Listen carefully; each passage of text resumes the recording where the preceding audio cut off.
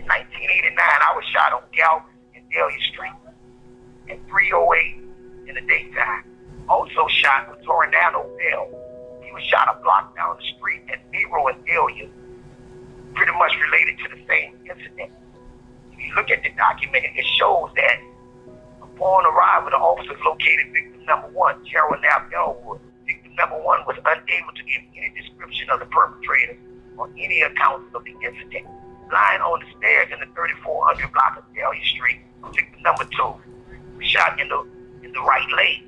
Victim number two stated that he observed victim number one standing on Galvin Street near his vehicle. He then observed the blue and gray blazer occupied by Michael Wilson and Levi Jonigan. He also noticed a maroon-colored Plymouth occupied by a man named Sidney Adams. He went on to say that these people were the guys who started shooting and who shot me and him on that day.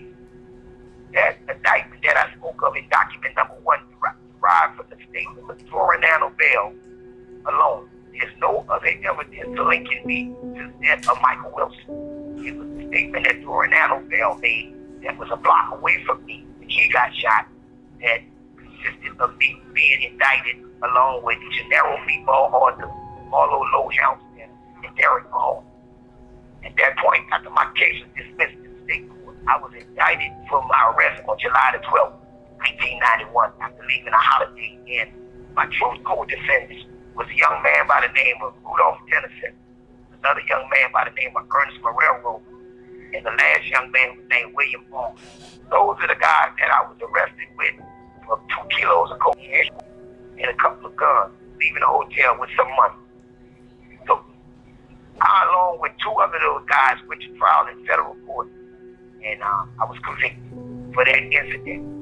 While I was in custody for that, the very same drug case, in serving my time, the federal government indicted me again in August of 1992 and brought me back to New Orleans to face trial along with Noah Moore, Gennaro Meatball Arthur, Gennaro Arthur, better known as Meatball, is one of the most notorious names in uptown New Orleans, if not the entire New Orleans. However, very little has been said about Arthur the man, and when it comes to myths and folklore, Arthur's name has been at the forefront of many of those myths. Here's what a family member of Arthur, who wishes to remain anonymous, had to say. Meatball has become more of a legend that he's not here than when he was here. You know what I'm saying? I mean, there's a lot of myth put it on top of his head. You know, a lot of things that he was charged for in the streets, he didn't really do. You know what I'm saying? He didn't do a lot of those things. And I'm not saying that just because of the family ties. I'm pretty much saying it because it's real. You know, I know a lot of things about Meatball. I remember one of the things about Meatball that kind of stuck to people, and it kind of went around, and people copycatted it. Meatball used to dress like a woman and rob people, or even kill people. And that was far from the truth as possible. You know, the reason that he wore dress, it was a joke. It was him and a few of his homies, you know, they were dressed up like women. And it was for Halloween. And they pretty much just were bullshitting around. But, of course, they had guns on. Yeah. I mean, they were street dudes, you know. So people just attributed that to, oh, they're going to rob somebody and kill somebody dressed like a woman. And that story stuck. And even to this day, everybody say that about it. And that's just not what happened. That's one of the myths that was thrown on top of it that wasn't true. You know, I'm going to kind of get you crazy right quick. One of the terms that he was known for saying was, drop it like it's hot. Actually, his saying, he made that up. And of course, the rapper's not saying it, when Wayne said it in the song and things, but that was attributed to him robbing people. When he came to rob you, he would say, drop it like it's hot. Meaning you just drop whatever you got, drop it on the ground. You know what I'm saying? That's where that term comes from. He also had another term was, I caught you with it, I got to get it. That was just a slang word that he would say when he robbing you or taking something from you. I'm not saying that, you gotta understand, I'm not saying that Meatball is completely innocent of a lot of things that happened. Of course, you know, he did some things, you know, but all of that they piled up on is the truth. One thing about it is, even now he's in jail, you know, and all the charges that he's in jail for is drugs. If anybody knows Meatball, he never sold drugs. That wasn't his thing. He wasn't a drug dealer. You know, he may have been friends with drug dealers, he hung around with drug dealers, but him himself wasn't a drug dealer. In fact, that was one of the things that kind of one of his flaws. You know, he was drug user. You know what I'm saying? He was using drugs during those times in the 80s. You know, it was okay for the dope boy or the street nigga, you know, putting their work out there to use drugs. You know, a lot of dudes was on heroin, a lot of dudes was on crack. You know, and it was to a point where some people smoked Primos. But if you was smoking Primos, then you was pretty considered a cool guy. You wasn't considered a crackhead. You know? Now, like I said, Meatball had a vice. You know, he was getting high. And that was one of the things that, you know, put him in the flawed category. Fighting a lot of demons, and you know, he was trying to get rid of some things. You know, he knew he had a drug addict. You know, and he was pretty much the most wanted man in New Orleans at the time. And not by the police, just by everybody. You know, somebody wanted a piece of him every which way but loose. You know, and those things were like, he looking at himself, you know, like, man, I got the fame, but I ain't got the cash. You know what I'm saying? And not only that, some of the things that's going on, he wasn't approving of it. You know, so it was fucking with it, you know. So that's why he left. He left to go get himself together. You gotta remember when they found him, he had a job. The man was working. He wasn't on a run, so he went and got a job. He was already out there. I'm not saying that the guy is innocent of everything in life.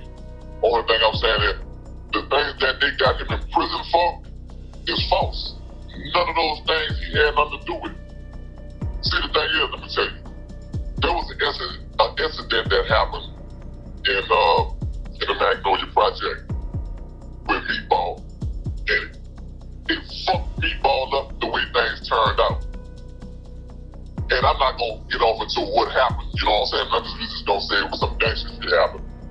And somebody ended up getting hurt. And it told Meatball about that happened like that. And from that moment on, he was just seeking other things. He started going to church. Can you believe that? The man went to church. You know, because his mind was so fucked up, he couldn't even sleep that night. You know, if his mother would talk to you, you understand that she'll tell you that, man, that shit was tormenting. You know, he couldn't sleep a lot. You know what I'm saying? He had to eat sleeping pills just to get some sleep. You know, that incident had to turn his stomach to all the shit that was going on in his life. So even today, if he would have never went to prison, who knows what and what he would be in life. He could be a good guy, he could be a preacher, he could be a whole lot of things. All those low Helmstead, Troy Lawrence, Professor Tolliver, and Shane Sturff. This is done what they call the field indictment. It didn't consist of a very, what you would call, thorough investigation. It consisted of people that were already arrested, charged, or convicted for a crime, and they started cooperating with the government at that point. My role in that whole case went back to one particular thing. The same murders that was dismissed in Jefferson Parish for lack of evidence, the federal government seeks to bring it in under what they call a racketeering indictment. That indictment did not derive, as I stated earlier, from evidence in Jefferson Parish. It did not derive from ballistic forensic. It did not derive from any of us cooperating with one another. And it did not derive from anything to do with the federal government with wiretaps or any source of resource of the DEA, FBI, ATF, New Orleans Police Department, or Jefferson Parish Police Department. The judge named Judge Graham, he chose, after the government would not give us any police reports or anything to do with the investigation in Jefferson Parish for the murder of Michael Wilson and Donna Ellis, he determined that he would seal all police reports. That's what my document number 3 consists of. The lawyer for Gennaro Arthur subpoenaed normal. We're supposed to be entitled. But under the Fifth Amendment of the United States due process, wherein any evidence that exculpates us from a crime, we are entitled to it under Supreme Court precedent. But in our case, we were denied those reports. Everything was sealed.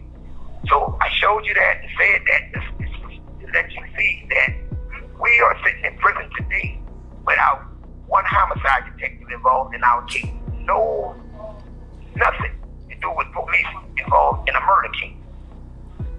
Now, number 5 is the real reason that I spoke intensively about Sam Scully, Al Broadnax, Sam Scully, and the war that was going on in the Calliope housing project. It's a federal indictment that I'm in prison for today, along with 8 other co-defendants. What is consisted of on page 2 of that indictment is the manner and means of the conspiracy. What they mean by that statement is what